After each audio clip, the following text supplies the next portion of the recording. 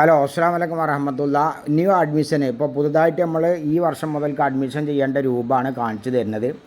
ഏത് മദ്രസക്കാണോ കുട്ടി അഡ്മിഷൻ ചെയ്യുന്നതെങ്കിൽ ആ മദ്രസൻ്റെ നമ്പർ എന്ത് ചെയ്യുക, ജസ്റ്റ് ഇവിടെ നിന്ന് ടൈപ്പ് ചെയ്ത് കൊടുക്കുക. നമുക്കതിൻ്റെ ലിങ്ക് നമ്മളെ ഗ്രൂപ്പിലൂടെ ഒക്കെ വന്നിട്ടുണ്ട്. അതിലൊന്ന് ക്ലിക്ക് ചെയ്ത് കഴിഞ്ഞാൽ ഏത് മദ്രസക്കാണോ നമ്മൾ കുട്ടീനെ ചേർക്കുന്നത് വെച്ചാൽ ആ മദ്രസൻ്റെ നമ്പർ മാത്രം എന്ത് ചെയ്യുക, ഈ സെലക്ട് മദ്രസ എന്നുള്ള ഭാഗത്ത് മദ്രസൻ്റെ നമ്പർ ഒന്ന് അടിച്ചു കൊടുക്കുക. നമ്മൾ ആ നമ്പർ മാത്രം അടിച്ചു കൊടുത്തു കഴിഞ്ഞാൽ ആ മദ്രസ ഏതാണെന്നുള്ളത് കൃത്യമായിട്ട് അവിടെ എഴുതി കാണിക്കും.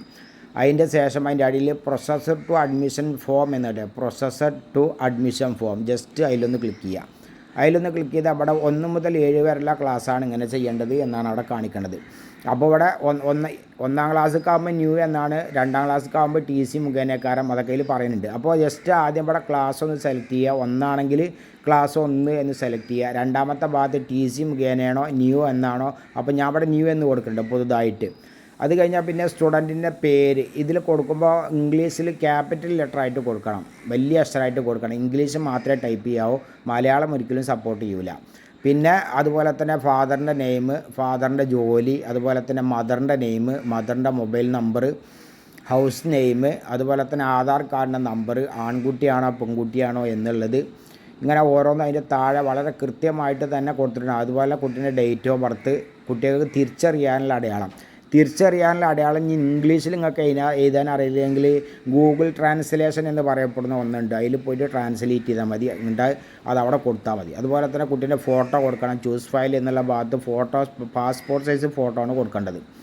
പിന്നെ പിൻകോഡ് കൊടുക്കുക, ആ സ്ഥലം കൊടുക്കുക. അതുപോലെ തന്നെ പിൻകോഡ് അടിച്ചു കഴിഞ്ഞാൽ ഏതാണോ പോസ്റ്റ് എന്നുള്ളത് അവിടെ മുകളിൽ നമ്മൾ ആദ്യം പിൻകോഡ് അടിച്ചു കൊടുക്കണം. പിൻകോഡ് അടിച്ചു കഴിഞ്ഞാൽ ഏതാണ് സ്ഥലം എന്നുള്ളത് നമ്മളോട് താഴെ ചോദിക്കുക. അപ്പോൾ ആ സ്ഥലം ഏതാണെന്നുള്ളത് നമ്മൾ എന്ത് ചെയ്യുക, അവിടെ കൃത്യമായിട്ട് നമ്മൾ ഏത് സ്ഥലത്താണ് എന്നുള്ളത് അവിടെ അടിച്ചു കൊടുക്കുക. പിൻകോഡ് മുകളിൽ കൊടുത്തു കഴിഞ്ഞാൽ ഒരുപാട് ആ പിൻകോഡ് കുറേ സ്ഥലം ഉണ്ടാവും. അപ്പോൾ ഇതിൽ ഏതാണ് നമ്മളെ സ്ഥലത്തെങ്കിൽ അത് എന്ത് ചെയ്യുക, സെലക്ട് ചെയ്യുക. അത് സെലക്ട് ചെയ്തതിൻ്റെ ശേഷം നമ്മൾ എന്ത് ചെയ്യും, പിന്നെ അതിൻ്റെ നേരെ താഴത്തേക്ക് ആ ഭാഗത്ത് ഏതാണോ നമ്മളെ സ്ഥലത്ത് അതൊന്ന് സെലക്ട് ചെയ്ത് കഴിഞ്ഞതിൻ്റെ ശേഷം നേരെ താഴെ ഈ കുട്ടീൻ്റെ രക്ഷിതാവുമായിട്ടുള്ള ബന്ധങ്ങളാണ് ചോദിക്കുന്നത്. കുട്ടീൻ്റെ രക്ഷിതാവ് ചിലപ്പോൾ വാപ്പയായിരിക്കും, വാപ്പയാണെങ്കിൽ വാപ്പാൻ്റെ പേര് വീണ്ടും എഴുതി കൊടുക്കണം. അല്ലെങ്കിൽ മൂത്താപ്പയായിരിക്കും രക്ഷിതാവ്, അല്ലെങ്കിൽ വല്യപ്പയായിരിക്കും. അപ്പോൾ ആ രക്ഷിതാവിൻ്റെ പേര്, രക്ഷിതാവിൻ്റെ വീട്ടുപേര്, രക്ഷിതാവിൻ്റെ സ്ഥലം, അതുപോലെ തന്നെ രക്ഷിതാവും കുട്ടിയുമായിട്ടുള്ള ബന്ധം, ഇതാണ് അവിടെ കൊടുക്കേണ്ടത്. എല്ലാം കൊടുത്ത് സബ്മിറ്റ് അഡ്മിഷൻ റിക്വസ്റ്റ് എന്നുള്ള ഇതിലെന്ത് ചെയ്യുക, ഒന്ന് ക്ലിക്ക് ചെയ്ത് കൊടുക്കുക. അങ്ങനെ അതിൽ നമ്മൾ ക്ലിക്ക് ചെയ്ത് കൊടുത്തു കഴിഞ്ഞാൽ നേരെ നമ്മളെ മദ്രസൻ്റെ സൈറ്റ് ഓപ്പൺ ചെയ്ത് കഴിഞ്ഞാൽ ആ മദ്രസൻ്റെ സൈറ്റ് ഓപ്പൺ ചെയ്യുന്നതോട് കൂടെ തന്നെ ഇടത്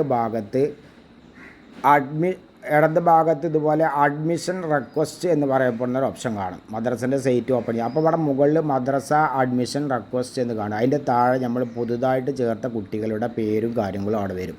അതിൻ്റെ വലത് ഭാഗത്ത് പോയ അവിടെയാണ് നമ്മൾ അപ്രൂവ് ചെയ്യേണ്ടത്. അങ്ങനെ അപ്രൂവ് ചെയ്തിട്ട് കുട്ടിയിട്ട് അഡ്മിഷൻ ഡേറ്റും അഡ്മിഷൻ നമ്പറും ചേർത്ത് കൊടുത്തിട്ട് ഒരു ഫോം വരും.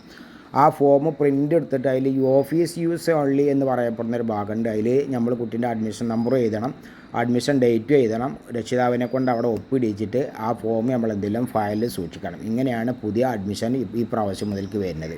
ഓക്കെ, അപ്പോൾ ഇത് ആദ്യമായിട്ട് കാണുന്ന ആൾക്കാർ എന്ത് ചെയ്യുക, ചാനൽ ഒന്ന് സബ്സ്ക്രൈബ് ചെയ്യാൻ മറക്കല്ലേ.